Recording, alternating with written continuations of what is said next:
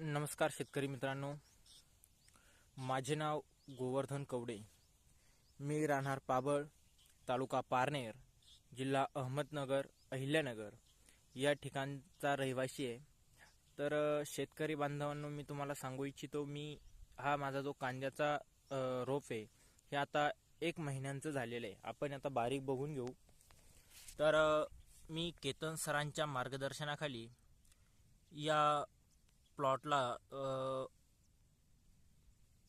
जे आपलं अमिधारा लिक्विड आणि अमिधारा फर्टिलायझर आहे याचा उपयोग केला आहे.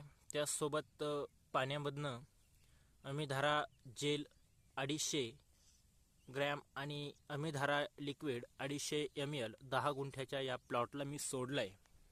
तर या रोपाची पूर्वी म्हणजे रोप बियाणे